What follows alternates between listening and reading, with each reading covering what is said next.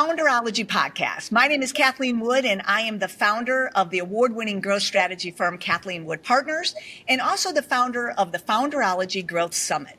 This is an amazing event where we bring together like-minded founders who gather to connect, exchange, and develop strategies to take their businesses and develop them to build and break through. Today, I am in beautiful Station Yards, Ronkonkoma, New York, with our guest, James Bonanno, founder and CEO of the Upstream Hospitality Group, home of Taproom, Bango Bowls, and many seasonal seaside different restaurants and places to visit here in Long Island. So, James, it is truly a pleasure to be here and to be here with you at your newest location, which is the Taproom Ronkonkoma. So thank you for joining us. Well, thank you. Very excited to be here. Yeah, I think that, it's a full circle moment for both of us because I've had the unique opportunity and the privilege and the honor to work with you and your team over the last past few years as you've taken Taproom from, the two broke bartenders to where you're now on a pace to accelerate its growth and bring it out to more people to enjoy and really take in the amazing experience of the Taproom. So this is going to be a great day for both of us. And I thought what would probably be the best is really to start with your origin story of the two broke bartenders and share with our listeners, how you got to where you are today. Sure. So exactly that. My partner Dave and I, we were bartending. We met bartending in about mid-20s, and we just had an idea. We wanted to open, our own place, and really what Taproom is today, which is, very casual, accommodating gastropub. That's, burgers and beers and, something going on every night of the week. That was kind of the idea, especially back in 2011. There wasn't a lot of craft beer, so we didn't have any money. And our boss at the time, the restaurant we were working at, he had a spot down the street. We asked if it was available, and we committed to the space with really no money. We walked out of that meeting on a handshake deal that we had the money. And then, that week we had to scramble around and, raise, over six figures. So that was a start, and we got to work. And then, fast forward now, and, we got a couple brands, growing. So. Absolutely. It's been quite the journey for sure. I always ask, when I talk to founders, I always ask the question about, hey, when did you know that you kind of had your aha moment that like, hey, this concept is really going to grow? What was your aha moment with Taproom? Yeah, so our first location was extremely busy out of the gate, but Dave and I were kind of like hometown guys. We were operating out of the local community that we grew up in. We bartended in that area for years, so we kind of knew everyone. So our second location was about a good 30 minutes plus from where we lived. We didn't know anyone. We opened that location and we said, let's see if we actually have something people like, or are we kind of really just getting, or are we getting supported by the community in our original location? And when we opened that second one, like the floodgates opened, we were just as busy, if not busier, in that second location. So that was kind of our moment. We're like, all right, we have something that people really enjoy. Oh my gosh, that's fantastic. So you knew at your second location that you had something that was special, magical, and that could definitely grow to new levels of success. Exactly. Yep. So when you think about it, since you started in 2011 to today, what do you think's been your biggest breakthrough moment to date? I would just say, we had a lot of growth this past year. We started about a year ago with 5 locations. We opened 4 this year. And we got very intentional on, the type of restaurant we want to open, the type of sales we want to do. We want to add over $1 million in sales to our stores. And I would say that this past year, our last 2 stores open are pacing even more than that extra million that we were really going after. So again, being very intentional and building stores that are the right size, the right aesthetic, but we really feel like we've kind of found our prototype to be able to really scale. Wow, that's fantastic. Congratulations. And we are going to talk a little bit about how you go from a base of 4 restaurants to now 9 restaurants in less than 12 months. And we'll definitely talk about that in a moment. But, along the way, one of the things that, when I talk to founders, I find that they always make, some sort of bold or unconventional decision that really helps to propel and accelerate their growth. When you think about what you've been doing and growing the Taproom and growing multiple brands, what would you say has been maybe a bold or unconventional decision you made along the way that helped with the acceleration of growth? Yeah, I would say coming out of COVID in 2020, we did well through, as well as we could through COVID, and Right. And we just had the confidence that like now's the time to really start growing. And honestly, it was bringing you on as a coach to really help us pave the path. And for us, it was we didn't have an ego. We were eager to know and learn what we don't know, and just bringing someone on a team, with your experience, helping multiple brands really scale to national players. Those are the type of people that we want to surround ourselves. So I would say that was, I don't know how unconventional. Maybe it's unconventional for some, but it shouldn't be. So I think that was really the start of propelling where we're at today.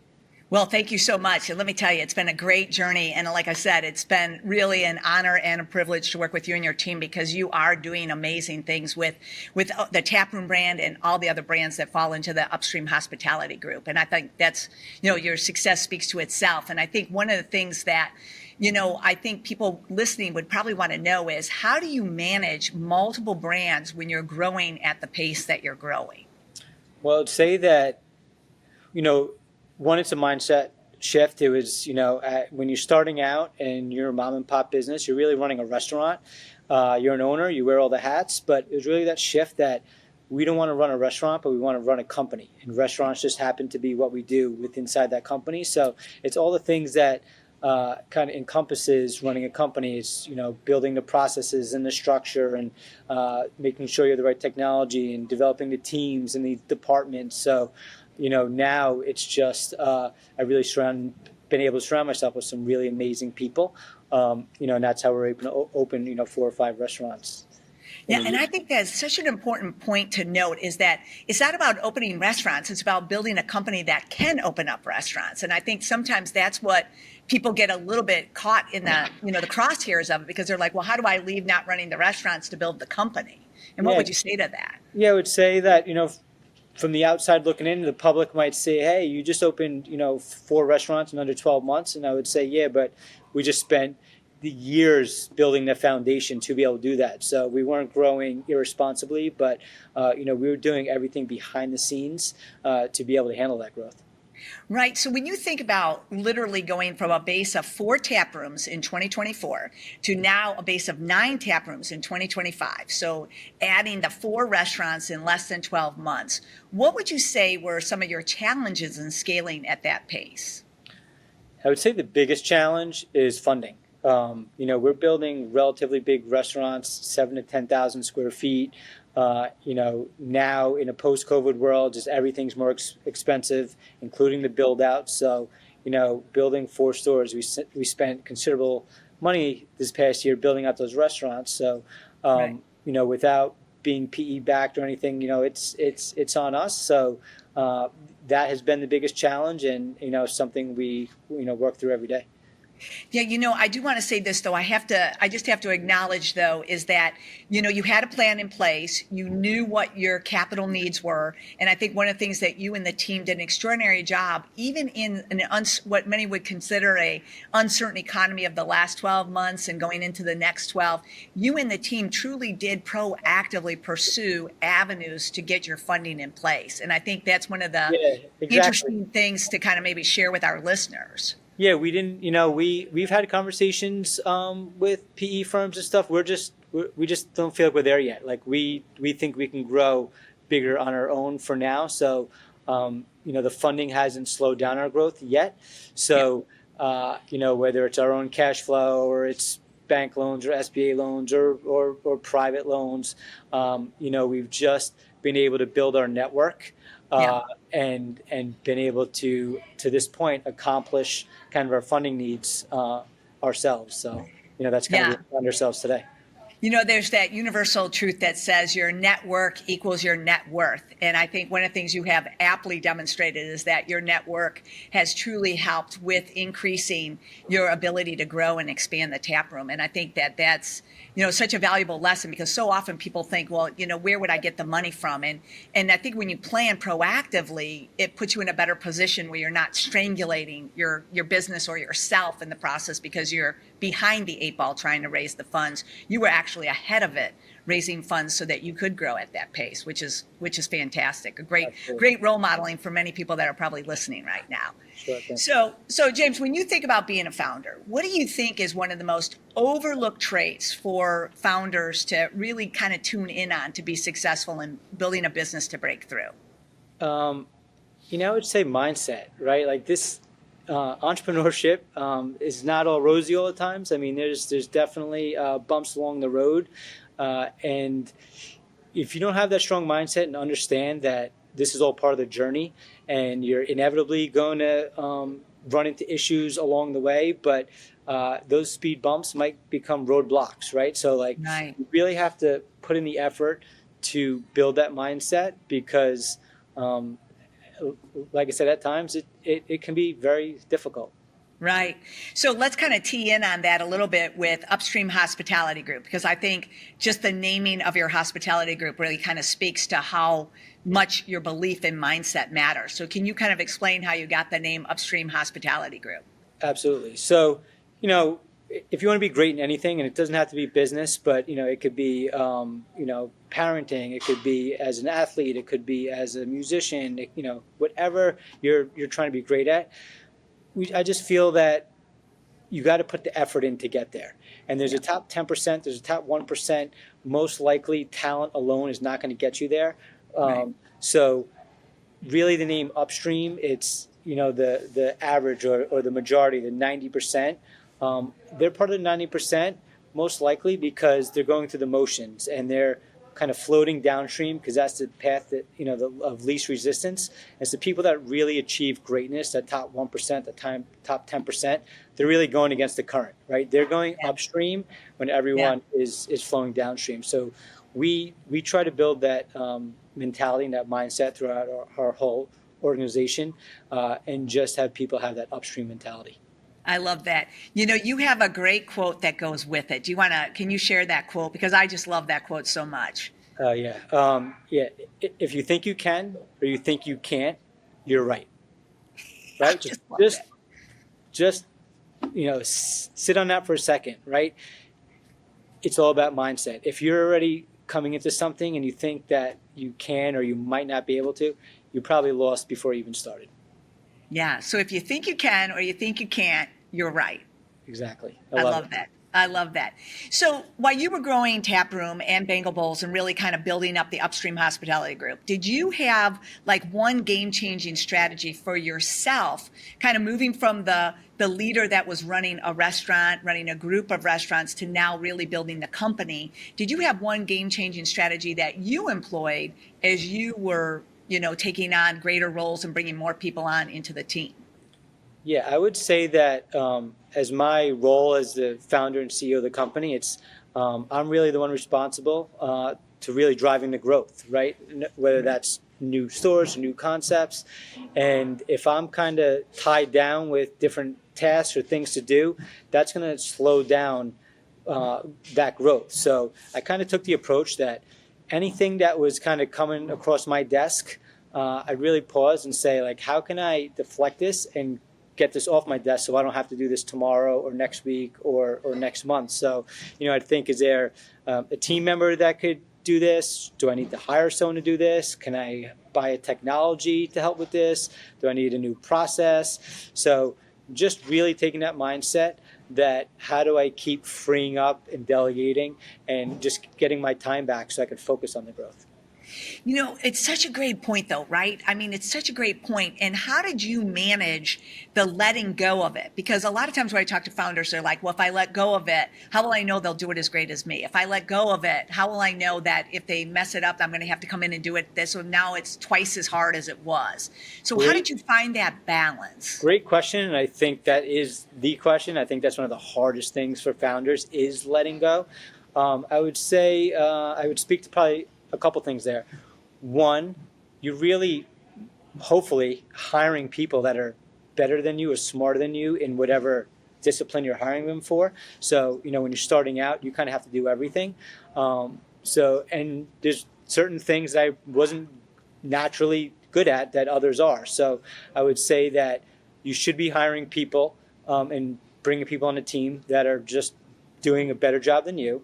But at the end of the day, also, if they're not, you have to give them the opportunity to develop and make mistakes. That's how we learn, and ultimately, even if it's slightly not to your standard. I mean, right? We're always trying to set your standard, but at the end of the day, maybe one thing is not to your standard, but the thing they do tomorrow blows away what you would have done or your standard. So it's definitely a give and take. But I think it's one of the most important things to learn is that ability to let go, because if you don't, then your ceiling is so low and you're totally stuck. Right. I think that that's one of the most fascinating things, because this idea of letting go means, I'm letting go of control. It's going to be out of control, or I'm letting go. And, what happens when the wheels fall off? Will I be mad at myself or frustrated with myself at a later date? So as your team was going through their learning curves with this, and as you were letting go to continue to grow, how did you help your team accept more responsibility in the process? Yeah, I mean, you just got to empower them, right? Like you'll be surprised or maybe not, but I've been very fortunate enough to surround myself with some amazing people, and when I kind of give them that freedom to flourish, I don't want to say they surprise me, because I expected them to do amazing things, but I would say I'm wowed all the time. But I feel like I gave them enough freedom to go do that, and didn't try to micromanage, right? So I think it's great. Trying to get out of my own way. Well, and think about it. What's the result of that? You've opened 4 successful restaurants on a base of 5. You've opened 4 successful restaurants in 12 months. That's not one person, as much as we'd like to think one person's not able to do it, but one great team obviously can achieve a tremendous amount in a relatively short period of time. Totally, the team. They've done an amazing job. Yeah, it's been great. Absolutely. Now, I know that we could keep talking, and we have so many things to talk about, and it's so great to be in the newest tap room, because it is beautiful and just so many exciting things happening here too. But our time is actually coming into closing. So I want to take a few minutes and do what we call our, Fast 5. Are you ready for that? Sure. Okay, so what would be one menu item that you think everyone that comes to tap room should definitely try when they visit any of the tap room locations? So I would say my personal favorite is a spinach dip. We're not obviously reinventing the wheel. I just think we execute it. I get it 90% of the time. But also our mussels, very known for mussels. We do them some unique ways. So I'd probably say the mussels. Yep. Yeah, the mussels are delicious. My favorite is the crispy dragon wontons, as you know, which I always get every time I'm here. But I am working my way through the menu. But it is a fan favorite for sure. If you had to take one word to sum up your journey with the Upstream Hospitality Group, what would be the one word you'd select?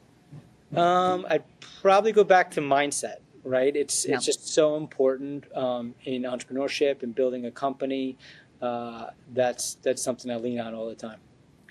And if there was one piece, you've shared a lot of great insights in our time together today. But if there was one more piece of information or advice that you would give a founder who's listening out there, who's truly trying to break through and truly trying to wrap their head around opening so many restaurants so quickly, what would be the one piece of advice you'd give to that founder right now? Speaking again about, your network, I would just do whatever I could to surround myself with the right people who have, kind of seen what the end looks like, whether that's consultants, whether that's, bringing people on your team who kind of been there, done that, or going to conferences or networking groups, whatever it is, get around the right people. It'll just help you go faster, make less mistakes. And it really ties back to what you're saying. When you have a team that can execute against the plan that you have, it does give you, because everybody says, well, what should I do with my free time? This is what you're doing, is going out there, building that network to help with funding, with help with real estate, locations, more people, more talent for the team. Just everything. It's a lot easier when you when you're surrounded by great people. Absolutely. So I know that books are something that you and I talk a lot about, and you actually started a book club at the tap room for the managers to really help them develop too, but also to really learn some of these great principles of business, leadership, entrepreneurship. So what would be one of the books you would suggest to a founder that's listening out there that they can pick up and either read or listen to that you say, hey, this is a must read or must listen to book? Yeah, I think hopefully a lot of people have heard of this because I think it's one of the main classics. But it's a classic for a reason. You know, how to win friends and influence people. I mean, this is a people business. It's all about building people, developing people, surrounding yourself with good people, engaging with your guests. So, how to win friends and influence people has some great principles in there that could really help you with that. So, it's Yep. definitely a must read. Dale Carnegie classic for sure. Thank you for that one. All right, one final question. Where can our listeners learn more about Upstream Hospitality Group and connect with you? So our website, upstreamhg.com, or definitely on LinkedIn. Okay. Well, Yeah. this has been great. You know, I just want to say thank you so much. Congratulations to you and the team on all the success that you've already, developed and earned and continue to build upon. And I know that many more good things are coming from the Upstream Hospitality Group as you move forward. So thank you so much for taking time out of your schedule today to be on the Founderology podcast. And thank you. You've been such an asset to us, and we've had an amazing experience working with you. So thank you for that, and thanks for having me on this podcast. I appreciate it. Oh, this is fantastic. Thank you. And again, for everyone that's listening, hey, please subscribe so you know when the next episode of the Founderology Built to Break Through podcast drops. And the other thing is, if you have not visited Founderology Forum, please make sure that you go and visit that because we have more tools, resources, and insights to share with you. So until the next episode, hey, keep going out there. Keep pushing the boundaries and keep breaking through. And have yourselves a great day. Thank you so much. Thank you.